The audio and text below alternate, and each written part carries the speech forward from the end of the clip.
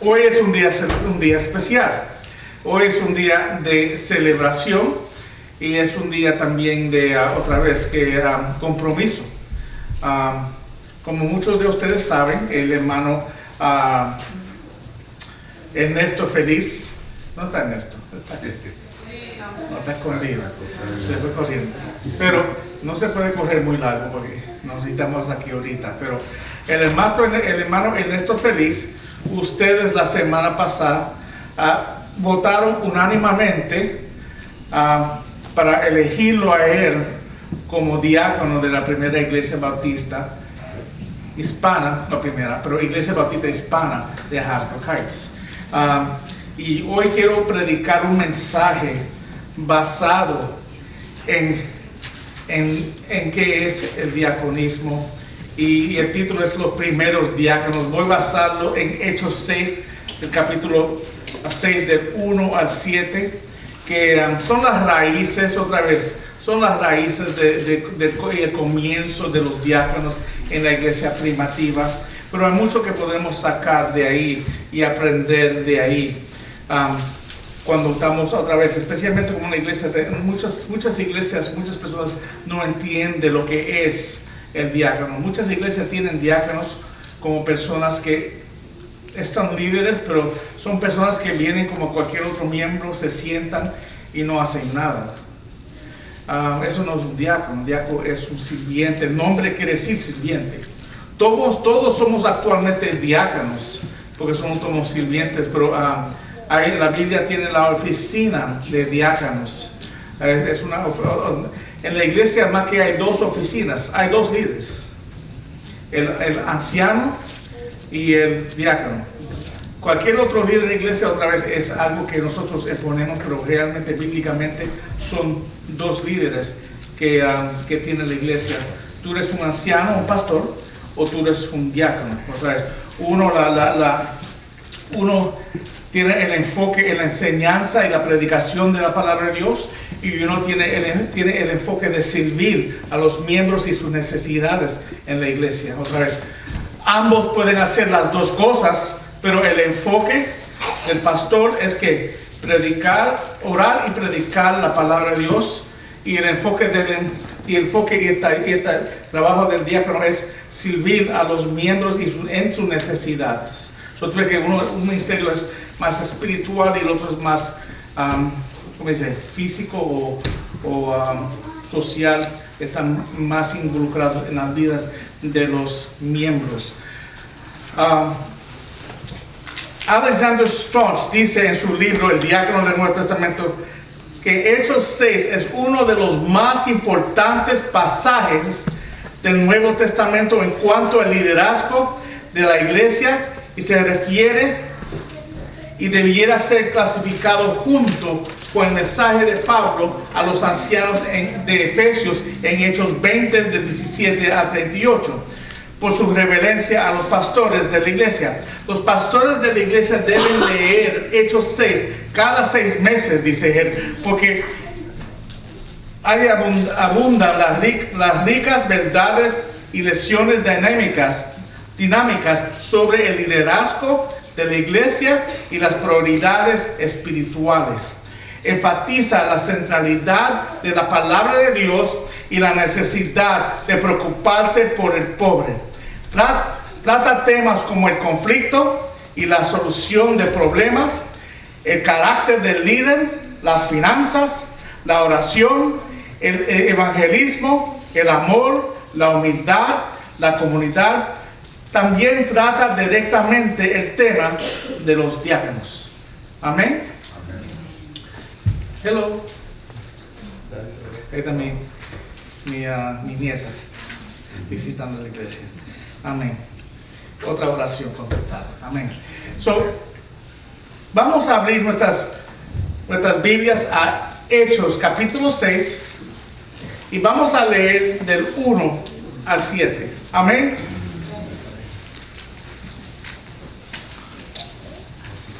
Por favor, pónganse de pies en reverencia a la palabra de Dios. Y vamos a estar leyendo otra vez de Hechos 6, del 1 al 7.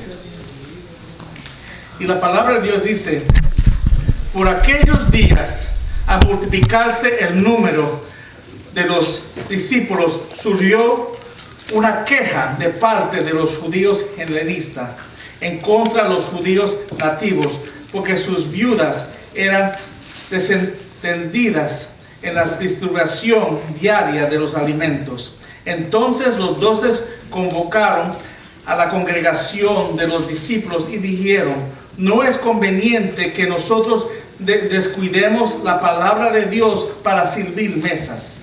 Por tanto, hermanos, escoged de entre vosotros 7 hombres de buena reputación, llenos del Espíritu Santo y de sabiduría, a quienes podamos encargar esta tarea. Y nosotros nos entregaremos a la oración y al ministerio de la palabra. Lo prosupuesto tuvo la aprobación de toda la congregación. Y escogieron a Esteban, un hombre lleno de la fe y del Espíritu Santo, y a Felipe, a Procoro, a Nicandor, a Timón y a Parmenas y a Nicolás, un prosélito de Antioquía, a los cuales presentaron ante los apóstoles. Después de orar, pusieron sus manos sobre ellos, y la palabra de Dios crecía, y el número de los discípulos se multiplicaba en gran manera en Jerusalén, y muchos de los sacerdotes obedecían a la fe. Amén. Padre Santo, Señor, gracias, Señor, por tu palabra. Tu palabra es poderosa, Señor. Tu palabra viene de ti. Y yo oro, Señor, que recibamos tu palabra como verdad. Y que podamos poder aprender de tu palabra y aplicar tu palabra. Crecer en sabiduría. Yo oro por cada corazón aquí, Señor. Que recibamos tu palabra en una manera abierta, Señor. Abre nuestros corazones, nuestras mentes, para recibir la luz que tú nos darás esta tarde. Oramos por tu nombre, Cristo. Amén. Amén, hermanos. Vemos, hermanos, primeramente, empezando en el versículo 1, que surgió un problema en la iglesia. En la primera iglesia, otra vez cuando se estaba formando la iglesia. Y dice el texto aquí, por aquellos días, a multiplicarse el número de los discípulos, surgió una queja. ¿Qué? ¿Cristianos quejándose? ¿Cómo es posible? Surgió una queja de parte de los judíos helenistas en contra de los judíos nativos, porque sus viudas eran desatendidas en la distribución diaria de los alimentos. Anterior, cuando la iglesia era más pequeña, todas las cosas, dice en Hechos 4:33, todas las cosas eran de propiedad común. Y otra vez, y había mucha prosperidad, y había mucho amor en la iglesia, pero los apóstoles podían hacer, y cuando la iglesia estaba creciendo y era más pequeño, los apóstoles podían hacerse cargo de las cosas sociales y hacerse cargo de más cosas. Pero ¿qué pasó? La iglesia empezó a crecer.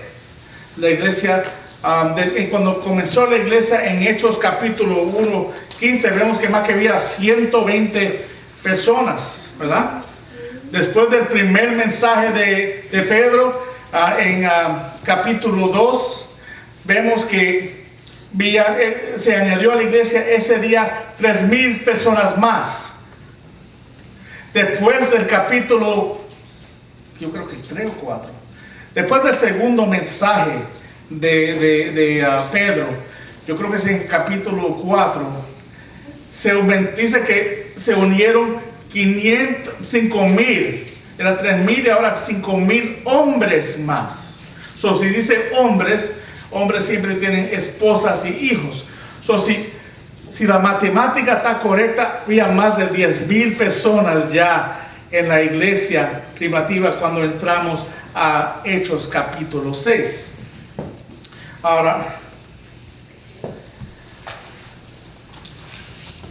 para poder comprender completamente el problema que ocurrió, debemos que entender que había un choque en cultura y idioma en esa iglesia. Si ven el texto, dice los judíos nativos. Cuando habla de los judíos nativos, está hablando de los judíos que eran hebreos, eran de Palestina y Jerusalén, y hablaban ellos arameo, y era su lengua ancestral, y ellos leían la palabra de Dios en arameo, en su idioma. Tú ves que ellos también guardaban los oráculos de Dios originalmente dados a sus padres, pero ellos hacían todo eso en una forma, parece, de orgullo, ¿verdad? Pero en el otro lado hablan de los judíos helenistas. Ellos son las personas que son judíos, pero se criaron en otros pueblos, y la lengua de ellos era griega. Ellos no usaban el texto original, ellos usaban la Septuaginta, que era la Biblia traducida en griego. Era como yo tener el King James Version y el tener el NIV. Ellos leían el NIV. Ellos tenían una versión en su idioma que ellos podían entender. Es mejor dicho, la Biblia de la Reina Valera y la Biblia de NIV. Tú ves que una es en español y una es en inglés. Pero ellos otra vez estudiaban la Septuaginta y la traducción griega, y ellos se reunían en sinagogas en diferentes lugares, no en el templo. Había una diferencia en cultura y en lengua en ellos. Y ahí fue que se causó el problema, porque en la iglesia creciendo habían más necesidades, y parece que los helenistas se estaban quejando que ellos le estaban dando la comida a las que eran hebreos. Ya tú ves que he cambiado las cosas hoy. Ya tú ves por razón de donde uno nació, o la cultura de uno, o como uno habla, ya se estaba formando una división en la iglesia. Y el resultado, y esto pasó, ¿por qué? Porque había un crecimiento grande en la iglesia, y otra vez, habían tantos hombres y estaban predicando doces. Y ellos tenían que predicar, y también tenían que ellos manejar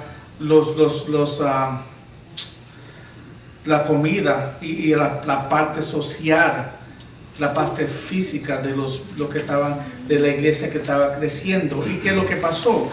Estaba creciendo tanto la iglesia y había tantos cargos sobre ellos que ellos ya estaban al punto que no podían ellos que efectuosamente que predicar la palabra o prepararse preparar la palabra y tener tiempo de oración, porque estaban siempre sirviendo.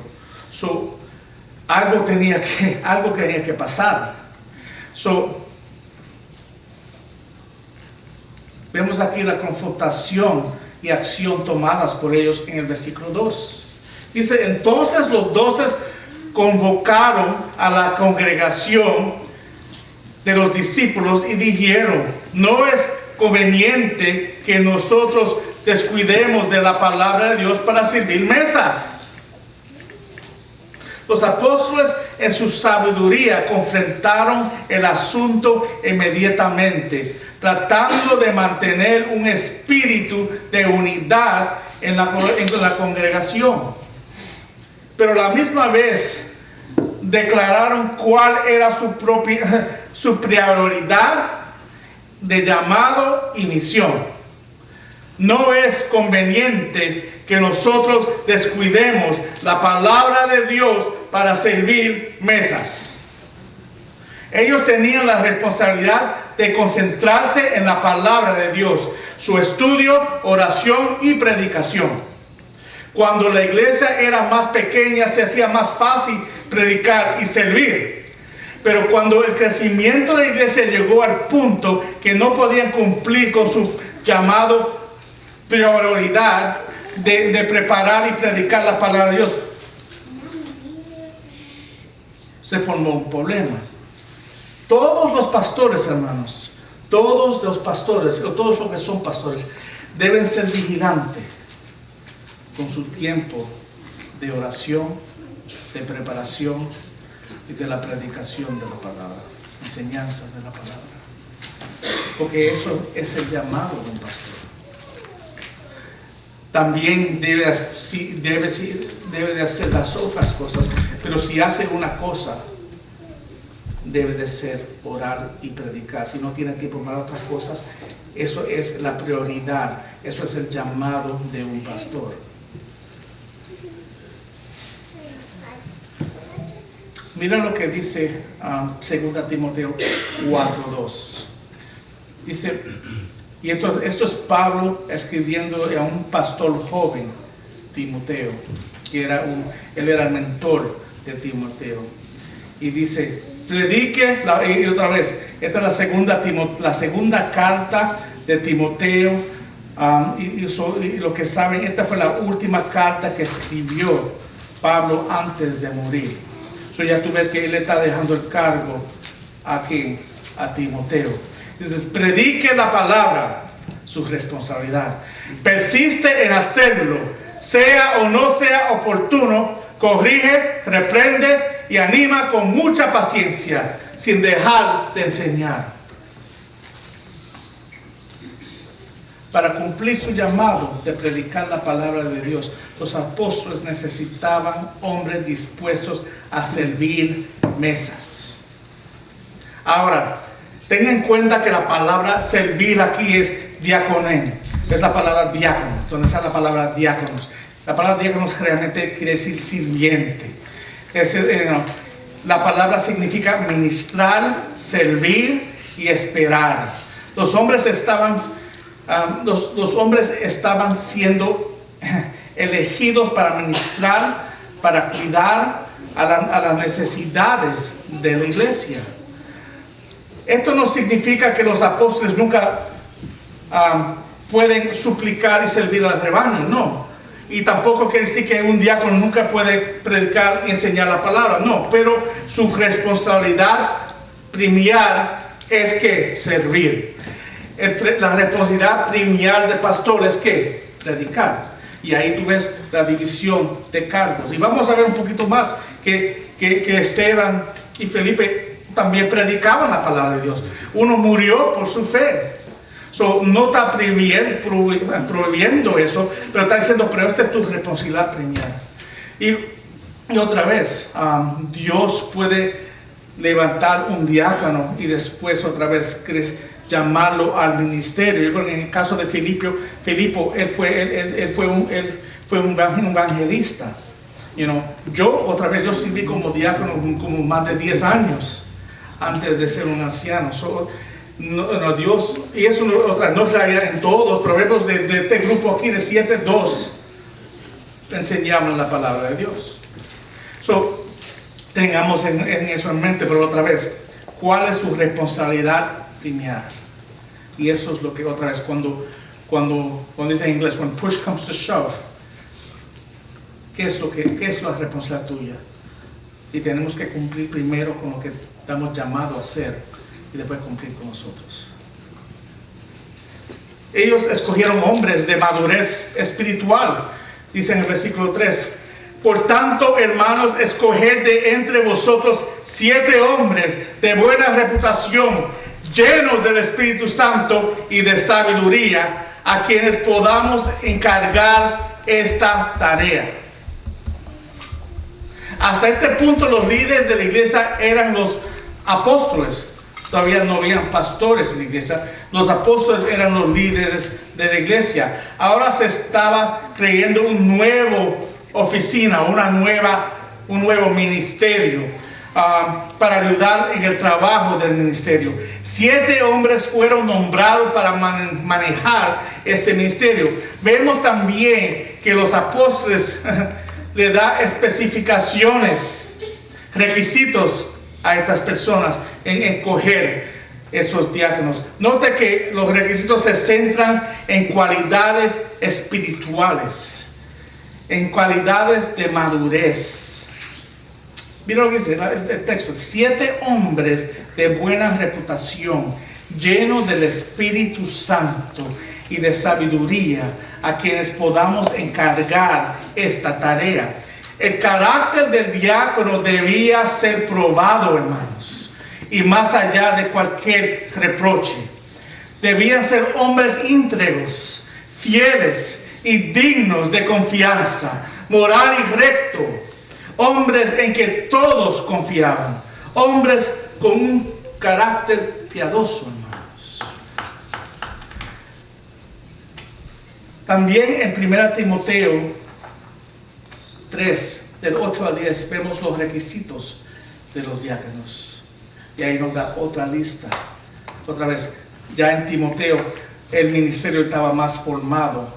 Y aquí están los requisitos de lo que se esperaba del hombre que estaba llamado a ser, o escogido a ser diácono. Dice: de la misma manera también los diáconos deben ser dignos de una sola palabra, no dados a mucho vino, ni amantes de ganancias deshonestas, sin guardando el ministerio de la fe con limpia conciencia.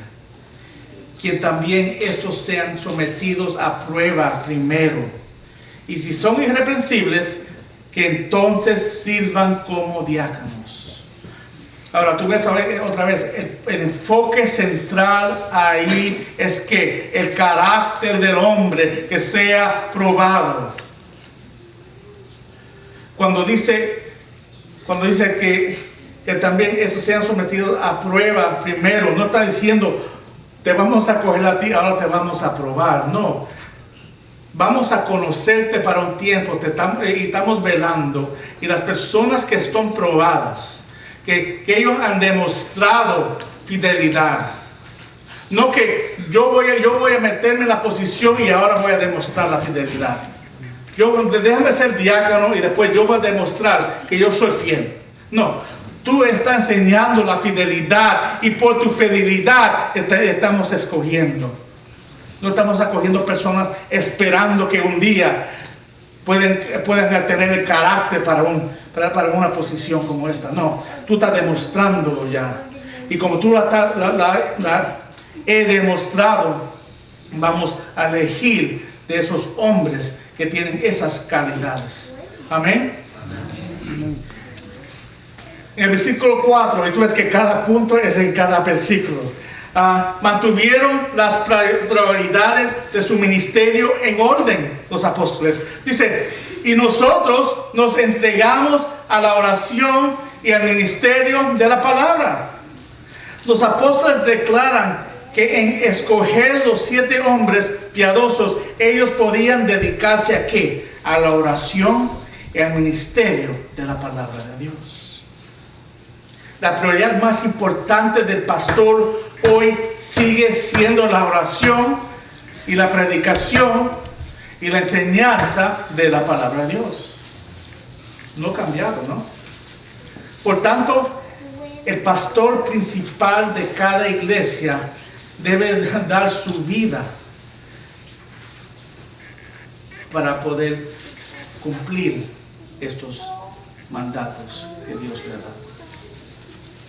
Si Dios te ha llamado a ser predicador, después tú tienes que estar dispuesto a dar tu vida para predicar la palabra de Dios, el Evangelio de Jesucristo. Como está hablando el hermano hoy, hay hombres que en China que están dando su vida para predicar el Evangelio de Jesucristo.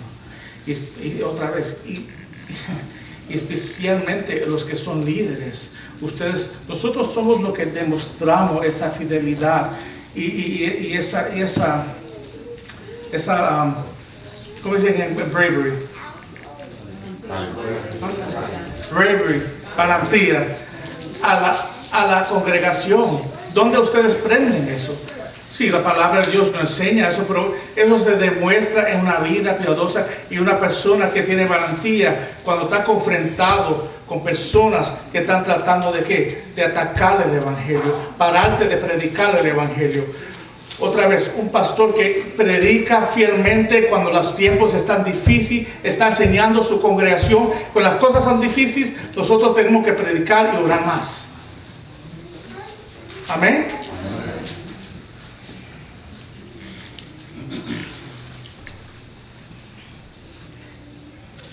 El punto 5, en el versículo 5, vemos los diáconos que fueron elegidos. Dice el 5, lo propuesto tuvo la aprobación de toda la congregación y escogieron a Esteban, a un hombre lleno de fe y del Espíritu Santo, y a Felipe, y a Procoro, y a Nicandor, y a Timón, a Pramenas, a Nicolás, un prosélito de Antioquía. Qué nombres raros, ¿no? Tenían nombres raros, ¿por qué? Porque eran todos nombres griegos. Vemos que los miembros aprobados fueron aprobados, ¿por qué? ¿Por quién? Por la iglesia. Entonces que la iglesia tiene parte en escoger sus líderes. Ustedes la semana pasada votaron por tu líder. Cuando una persona quiere, una persona es llamada y presentada como anciano, otra vez la iglesia tiene el deber de escoger, porque ustedes están viendo, ustedes saben quién es esa persona. Otra vez, es una elección. El llamado viene al hombre. Y los líderes ven ese llamado, pero la iglesia también tiene que ver ese llamado. Y entonces que la iglesia tuvieron parte y compartieron el proceso. Pero otra cosa, ellos cogieron candidatos no ordinarios, no eran hebreos, cogieron candidatos que eran helenistas, que eran personas que hablaban griego. Todos tenían nombres griegos. Y uno era un prosélito, uno nació griego y se volvió judío. Tú ves que eran personas. ¿Y por qué fue el propósito de eso, hermanos? El propósito de eso fue porque ¿quién eran las personas que estaban quejándose? Los helenistas, los griegos. Porque ellos no tenían ninguna representación. Las personas que ellos le eligieron para ayudarlo eran personas que conocían su cultura y conocían su lengua. Y podían ellos mejor ministrarles a ellos. Ellos cogieron personas que podían ministrarle a ellos mejor, ¿no? Porque ellos se sentían separados, no se sentían unidos. Escogiendo líderes que parecen como ellos, hablan como ellos, tienen nombre como ellos, conocen la cultura de ellos. ¿Qué estaban haciendo ellos? Ellos estaban en una manera, ahí vemos la gracia de Dios, trayendo unidad a la iglesia. Amén.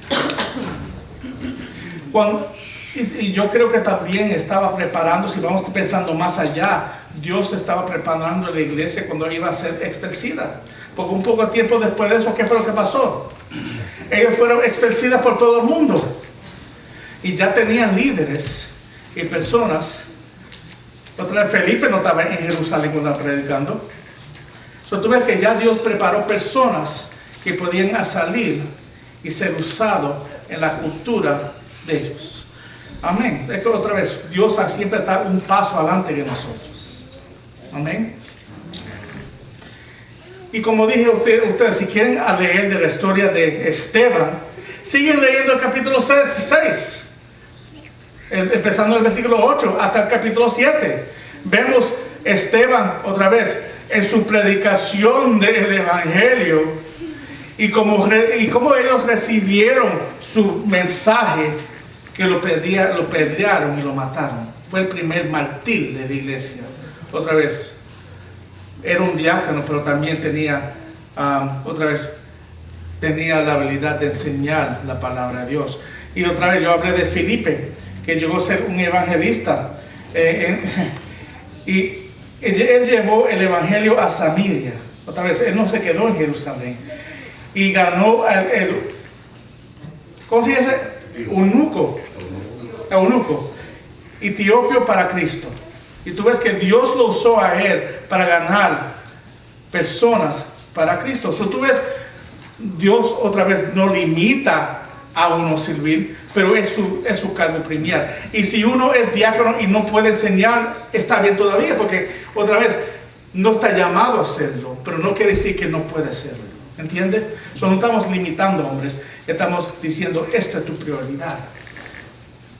Ahora vemos la ordenación oficial en el versículo 6. Los cuales presentaron ante los apóstoles y después de orar pusieron sus manos sobre ellos. Ten en cuenta 3 pasos en este servicio. La iglesia presentaron los hombres ante los apóstoles, donde se oró por ellos y pusieron manos sobre ellos. La imposición de manos fue y es un símbolo significativo de la identificación y la afirmación de hombres llamados a su ministerio. Llama cuando dice ancianos y diáconos y todos los que sirvieron en la iglesia primitiva fueron ordenados de este modo. Quiero que vean un ejemplo de cuando Timoteo fue ordenado. Dice Pablo a Timoteo en 1 Timoteo 4:14, dice, ejercita el don que recibiste mediante profecía cuando los ancianos te pusieron las manos. Y tú ya ves ahí que los ancianos eran los que ponían manos y elegían otros ancianos. Y tú ves que ya la iglesia progresiva hace tiempo, ya solo apóstoles no tenían ese cargo. Pero también dice en 1 Timoteo 5:22, no imponga las manos sobre nadie con ligerez, compartiendo así la responsabilidad por los pecados de otros. Guárdate libre de pecado, diciendo, no coja a una persona que no está ready para el ministerio, o una persona que no está calificada para el ministerio. Porque el pecado de él no solamente cae encima de él, pero cae encima de la persona que pone manos sobre esa persona. Otra vez, en escoger líderes en la iglesia tenemos que tener muchos cuidados, hermanos, y estar seguros de la persona en que estamos presentando. Otra vez, realmente está llamado a hacer o tomar el cargo que impide esa posición. Amén. Ahora miremos el versículo 7. Los gloriosos resultados. Vemos aquí en 7. Y la palabra de Dios crecía, y el número de los discípulos se multiplicaba en gran manera en Jerusalén, y muchos de los sacerdotes obedecían a la fe. Aquí vemos el glorioso resultado de lo que ellos hicieron. Bien, yo veo 3 resultados aquí. Primero, la palabra de Dios aumentó como nunca antes, porque los apóstoles fueron liberados ¿para qué? Para concentrarse en la oración y la predicación de la palabra de Dios. Había un nuevo poder en su testimonio y enseñanza. Dice aquí, la palabra de Dios crecía y el número de discípulos se multiplicaba en gran manera. Siguió multiplicándose. Ellos librándose pudieron hacer lo que ellos fueron llamados a hacer. Y se vio en la multiplicación de la iglesia. La iglesia creció. Muchas personas más fueron alcanzadas con el glorioso evangelio. Y también dice aquí que algunos sacerdotes, un gran número de los más difíciles de evangelizar, fueron alcanzados para el Señor a través del evangelio. Tengan nota de estas palabras. Aquí dice, y muchos de los sacerdotes obedecían a la fe. Ellos no solamente recibieron a Cristo, ellos obedecían a Cristo.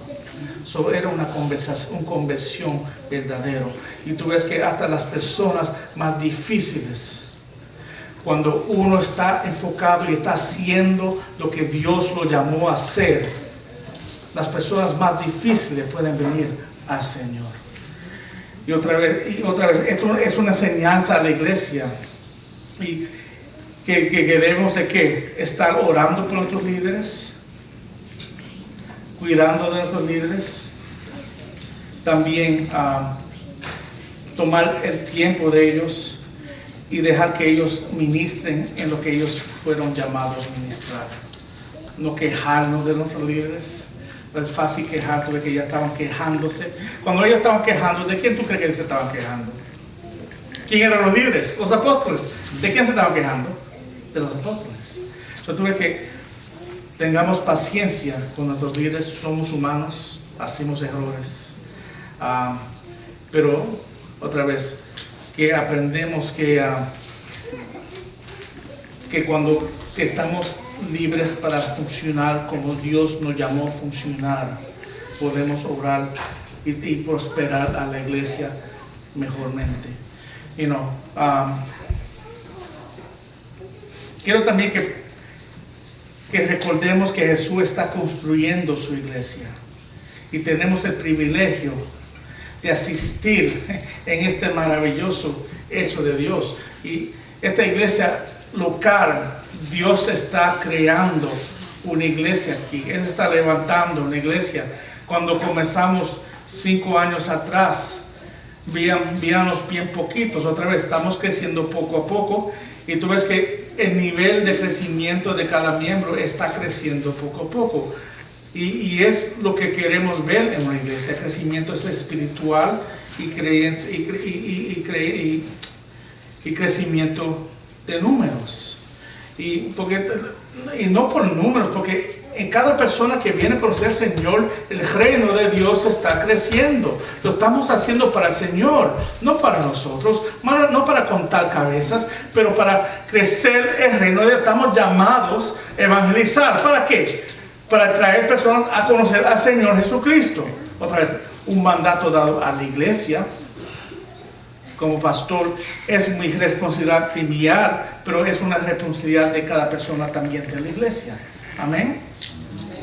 Diciendo eso, hermanos, voy a pedir al hermano Ernesto Feliz que sube para acá arriba, el hermano Raúl Deza, el hermano Juan Lugo, y también la familia de Ernesto que suben para acá arriba, si están aquí. Otra vez, Ernesto fue elegido por ustedes la semana pasada y también otra vez fue escogido por el liderazgo de la iglesia para servir como diácono de nuestra iglesia. Otra vez, en ese diácono, él va a asistir en las responsabilidades físicas y las necesidades de la iglesia, eso incluyendo visitando enfermos, ayudando a las personas en necesidad. Nosotros vamos a colectar la ofrenda de benevolencias, están responsables para colectar eso. Y también cuando tú ves a Ernesto otra vez, veo cuando hay necesidad, él siempre está ahí. Él también está ayudando actualmente ahora mismo con la limpieza de la iglesia. Nunca se le tiene que pedir que ayude, él siempre está presente. Y es lo que uno quiere ver en un líder, una persona que esté presente sin uno tener que decirle nada. Ahí tú ves que él lo hace por el amor que él tiene al Señor. Y él tiene todos los requisitos que pide la palabra de Dios para ser diácono. Y le doy gracias a Dios por su vida y por su familia y su servicio a nuestra iglesia. Amén. Ahora mismo voy a pedir que vengan para acá, hermano. Ustedes pueden ponerse para el lado. Y voy a pedir que van a poner manos a Ernesto y vamos a orar por él. Vamos. Empezamos con Raúl y yo termino. Por favor. Bendito Dios Todopoderoso, te damos gracias, Padre Santo, por la vida de nuestro hermano. Te damos gracias, Señor, por poner nuestros corazones de escogerlo a Él, Padre Santo, por su servicio y lealtad hacia ti, Señor. Te agradecemos de antemano por todos los hermanos que lo escogieron también, Padre Santo. En nombre de Cristo Jesús, te damos las gracias, Señor. Amén. Padre, te damos infinitas gracias por la vida de Ernesto, Señor, por su corazón, por esa transformación tan hermosa que tú estás realizando en ese corazón, Señor. Te pedimos, Señor, que tú lo guardes, así como tú has puesto el deseo de servir a tu iglesia, Señor. Te pedimos, Señor, que tú lo preserves, que tú guardes su corazón, que tú lo libres, que tú lo ayudes en cada prueba que ha de acontecer en su vida, tanto en la de él como en su familia, desde ahora, Señor. Porque es sabido que el hombre que quiere servirte, que quiere obedecerte, siempre va a encontrar mucho más tentaciones, mucho más pruebas y sobre todo en su familia, Señor. Te pedimos que tú lo guardes del maligno en todo tiempo, Señor, en el nombre de Jesús. Padre Santo, Señor, levantamos a Ernesto, Señor, y a su familia, Señor, sabiendo que la responsabilidad de servir siempre cae en la familia, Señor. Yo oro, Señor, que tú lo bendiga a él, lo ayude a él, Señor, poder manejar solamente todos los responsables que tú le has dado, Señor. No solamente es un diácono de la iglesia, pero también como tesorero de la iglesia, Señor, nuevo, Señor, que tú lo ayudes a ajustar, que nosotros podemos venir al lado de él y ayudarlo en estos pasos, Señor. Y otra vez, que tú sigas usando su corazón misericordioso, con tanto amor para servirte a ti, Señor, que él sigue siendo usado por ti, Señor. Que tú lo uses grandemente a él, Señor. Y que tú, otra vez, no deje que esto lo aleje también de su tiempo con su familia y con sus hijos. Que él, otra vez, que su primer ministerio sea su hogar y su esposa y sus hijos, Señor. Que aprendan ahora a balancear su tiempo, Señor, en poder a la misma vez ministrar a tu iglesia, Señor, y cuidar de tu iglesia, Señor. Bendígalo a él, Señor, bendígalo a su familia y bendiga a esta iglesia, Señor. Que sigamos creciendo, Señor, y que otra vez que podemos seguir creciendo en números y creciendo en liderazgo, Señor.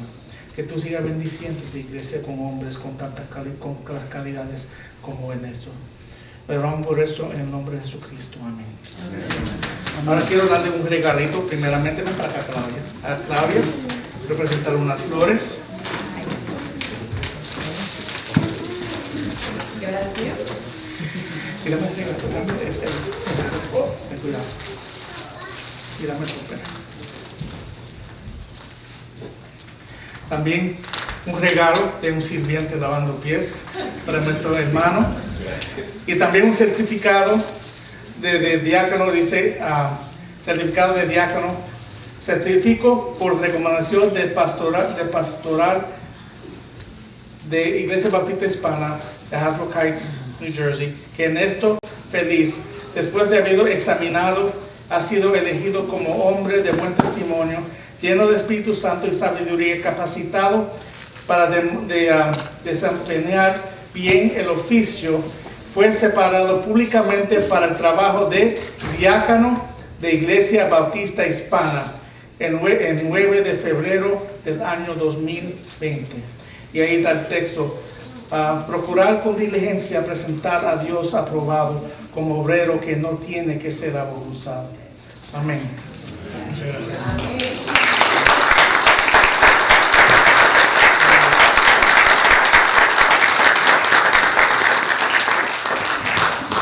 ¿Un foto? Ven para acá, para hacer una foto con tu familia.